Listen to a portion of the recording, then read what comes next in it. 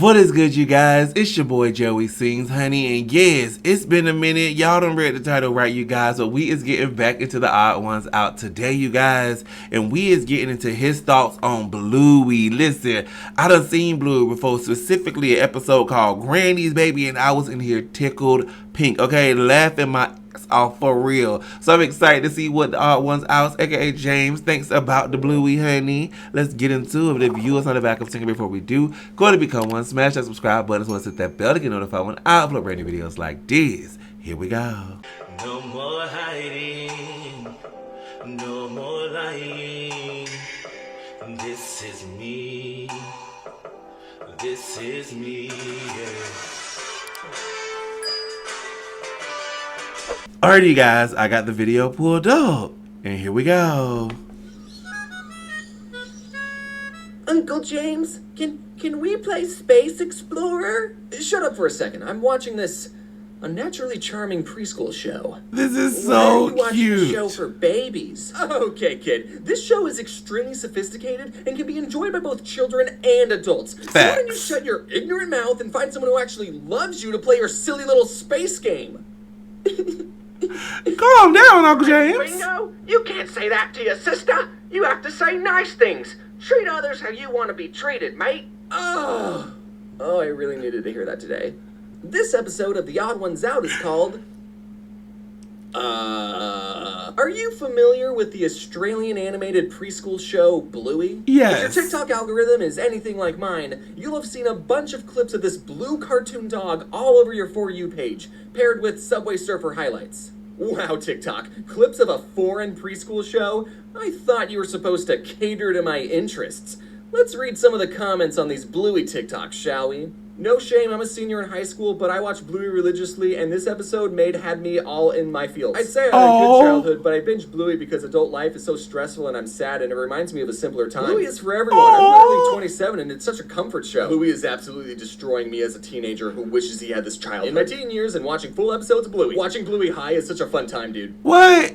Huh. That last one, though. You know, to me, I'm just thinking out loud here, it seems like a lot of these comments weren't made by preschoolers. What's going on here? Now, if your brain is anything like mine, you'll be thinking, why is this show about Australian dogs so popular with adults who don't even have children? In fact, why does Bluey have over 5 billion views on TikTok, is searched more than Paw Patrol, Peppa Pig, and Cocomelon, and why is this episode number 8 in IMDb's highest rated episode Oh, of all wow. time? This phenomenon intrigued me, and I was also bullied by a large number of people on my own team to watch the show. So, one day I sat down, put on the first episode, and... I watched all 141 episodes. Hang on, James, 141? But there's only 129 on Disney+.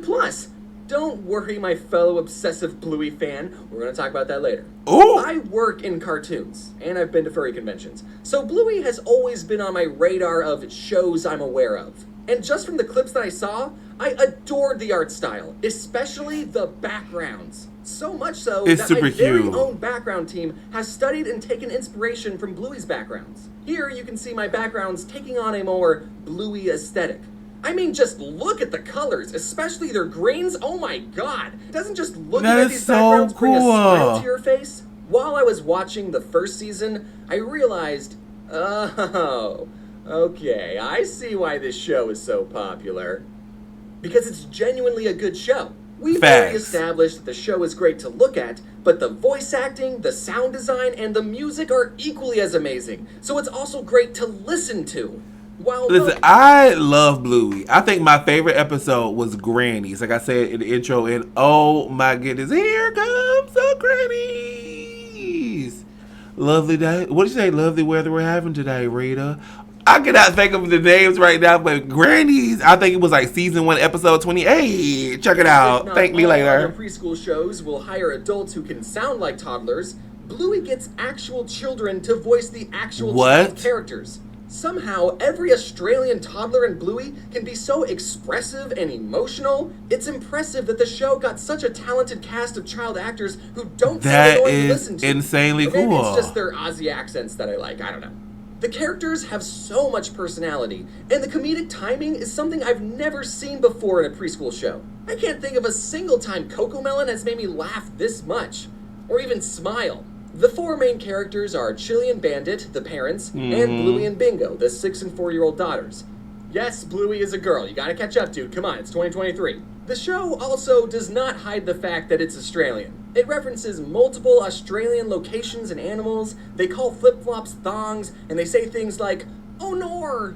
While some preschool shows focus on teaching kids numbers and letters, Bluey focuses on the relationship of the family and teaches its lessons through the make-pretend games that the family plays. And I want to emphasize how perfect these two parents are. These two are the most patient and emotionally aware parents I've seen ever. There are multiple times where the parents apologize to their kids for, frankly, not even doing anything wrong. The dad is like the most perfect dad role model, okay? Check this out. Bingo was sad that Dad didn't get to see the leaf bug outside. She was like, "Daddy, come and see. Come here, Daddy. Quickly." But he was too busy playing with Bluey, you know, being a present father figure in her life. And at night she's all boo-hoo about it, and he kneels down, gets to her level, and apologizes, explaining that it really is the cutest show. Now, I don't have any kids, but if I spent my weekend running around with toddlers, and then right before bed one of them said, "You didn't get to see the ladybug," I would say, "That's okay. I've already seen a ladybug. Good night." In one episode, Chicken Rat, Bingo lost her favorite toy, and Mom asks, "Well, where was the last place you had it?" The two retrace Bingo's steps, and through flashbacks, we see this bizarre day that Bluey and Bingo had. The very first flashback we see, Bluey and Bingo are cooking a chicken rat egg while wearing weird costumes. And through this creative backwards storytelling, we piece together what a chicken rat is and how the kids ended up in this situation. It's episodes like that which really make me appreciate the care that went into this show, and really sets Bluey apart from every other preschool show. Most preschool shows stick to a formula and talk down to the viewer, because typically their viewers are short. As a childless adult, I don't want to say, this show teaches you how to be a good parent, because I don't know how to be a good parent. But on paper, there are lessons in this show that are just as important for the parents to learn. So while watching season 1, I got a feel for the world and characters. I started to piece together, okay, this show is depicting perfect parents, it's well written and wholesome, anyone regardless of having kids can enjoy the show. Let's watch the rest, shall we? Season 2. Every time it does that, he gets turned into a dog, I am here for it. Like, this is the cutest thing ever. I am loving the vibes. And season 3 is when things go from 100 to 1,000.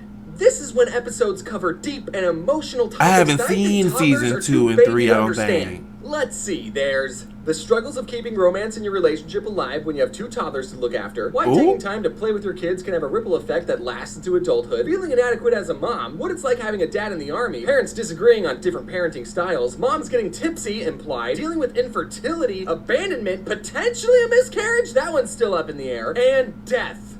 Actually, that one was in season 1. You can't even compare Bluey to other preschool shows. Like, what the fuck was Dora the Explorer even doing? Was she even trying to entertain the adults who are also going to be watching her show? No. Dora had the same formula every episode, and there was a map who sang a song that was just repeating the same 3 words 14 times. Season 2, there's an episode where Chili is telling Bluey about how when she was a baby, she wasn't crawling or rolling over as fast as the other babies in her mom group, and she compared Bluey's developmental delay to the other babies and felt inadequate as a mother. And then this pink poodle comes to console her, looks directly into the camera and says, "You're doing great." I'm a he-him male with no kids, and I still get teary-eyed just thinking about that episode. That's so sweet. People will tell you that Bluey is a kid's show that adults can enjoy too. No, that episode wasn't for the kids. It was directed at all the moms watching who are doubting their motherhood. When has CoComelon ever done something like this? That part, you better talk about it. Nursery rhyme, look directly into the camera and say, "Hey mom, just wanted to say you're doing a great job raising me. Keep up the good work." Like, no, that'll never happen. I'm still not done talking about how impressive the writing in Bluey is, okay? So please indulge me for a bit. I'm switching into video essay mode as we do a deep dive into the themes and symbolisms of one of my favorite Bluey episodes. Ooh, let's get into it. I love The it. entire episode is an allegory of human history told from a religious and scientific perspective, respectively. And it touches on the ever-growing relationships between a mother and child, all within 7 minutes. No, I'm not reading too deep into this. Let's begin.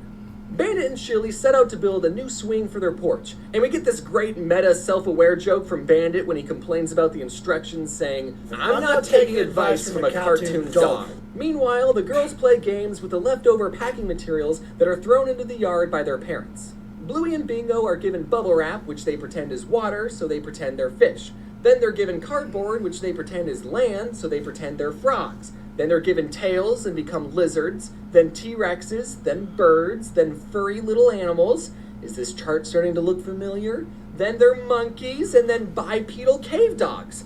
What? I love you, Mr. this. Darwin? Were these girls playing out the evolution of man through a silly game? Now, Oh, if you didn't like wow. evolution symbolism, I know you're going to love the parents being an allegory for the creators.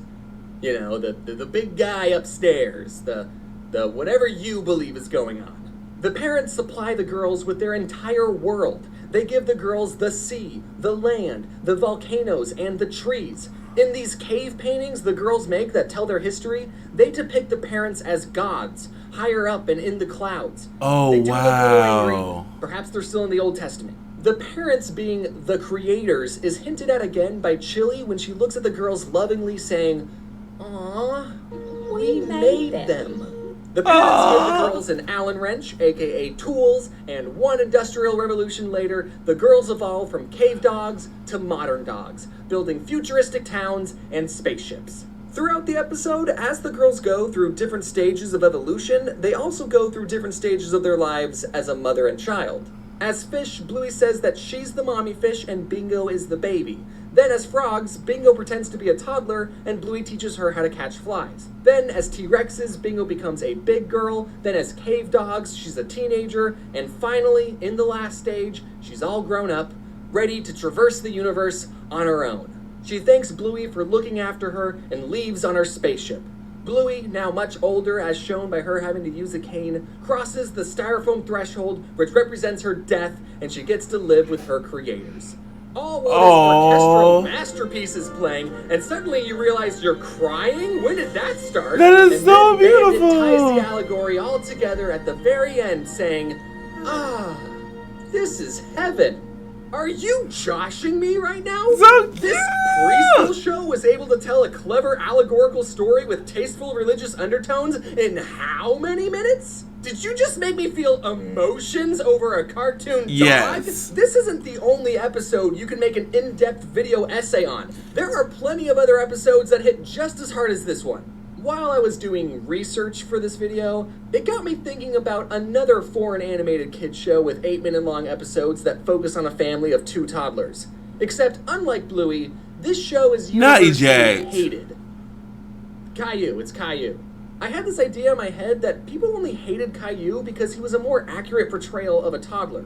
But in the handful of Caillou episodes I watched, I was reminded, oh no, that's why people hate Caillou. Because he sucks. His brattiness isn't even important to the plot. It comes out of nowhere. Caillou will be getting ready in the morning, he spills cat food and says, "Gilbert, look what you did." He's at the beach and this bird who's done nothing wrong gets told to go away. And there's a bunch more examples of Caillou being a whiny piece of shit. was And I very can't help but spoiled. think Looked like just that bad little Caillou's boy. Screeching, piercing, whiny voice does not help him be a likable character. I bet real toddlers can be little punks sometimes, but why would you show that in your cartoon and not have him learn any lesson? There's never That a is lesson learned in true. Caillou. Since Caillou was a brat all the time, a lot of people, myself included, wondered why Caillou's parents never disciplined or even tried to change his bratty behavior. But Yes, after we I thought did. about it, I realized it would be a very weird episode of Caillou if one day Caillou's mom was like, "Caillou, what did you do to your sister?" I made her look pretty, Mommy. Caillou, that was Mommy's expensive makeup. How many times do I have to tell you not to touch Mommy's things? We didn't have to slay the baby like that. Mommy, why are you getting a spanking? Mommy, you're hurt. I've had enough of you, Caillou. I hate you. That kid got what was coming to him. I don't know, maybe that episode would be cathartic to some parents. Anyways, getting back to the actual best children's show ever, even though Bluey is literally the most mentally intelligent and educational show for the minds of children, teens, adults, and parents, some unnamed mouse company decided to censor some of the episodes on their platform. It's the strangest things that got censored too. This horse pooping, Bandit getting hit in the groin, Bandit saying the word groin. This hitchhiker is no longer from Argentina. That one's kind of weird. This pretend cat saying it will pretend pee on the curtains. Bandit hinting at wanting to get snip snip down there. Adults, you know what I'm talking about. And the last 10 episodes of season 3, which are some of the deepest episodes in the series, aren't even on Disney Plus. But that could just be a licensing thing, I don't know. I kept waiting for the infertility episode. I heard so much about it. I finally got to the last episode on Disney Plus and thought, oh, okay. They're saving the deepest one for last. And they ain't even got it on there. And the episode was about the family playing courtroom to determine if Bandit farted. I hope this video convinced you to give Bluey a chance. I mean, you're still here listening to a grown man talk about it, so you gotta be at least a little interested in it. Through its relatable and realistic portrayal, make me really want to go back and watch more Bluey. Entertained, but also taught valuable life lessons to its viewers. The show's emphasis on play and family bonding is so refreshing to see compared to the usual fast-paced, mind-numbing shows aimed at kids. Bluey reminds us all the importance of spending time with loved ones and finding joy in the everyday. And if you still don't want to watch Bluey, have you thought about getting high and watching it? Thank you all so much for watching this episode of James getting obsessed over something he probably shouldn't be. Did you have a favorite part about this episode? Yeah, that was my favorite part too. Just one quick announcement. My newest Oddballs book is available on my website right now, so if you enjoyed the show, be sure to head over and reserve your copy today. Oddballs on Netflix was so good. And will be released on September 6th, and I'm super excited to hear what you all think of it. Anyway, thanks again for watching. Big shout out to my amazing team. They really crushed it this video, and you better be wearing your seatbelts. I am absolutely obsessed with this. Bluey is back on my watch list. Okay, I gotta go back and get into it because this just made me want to. Okay, period.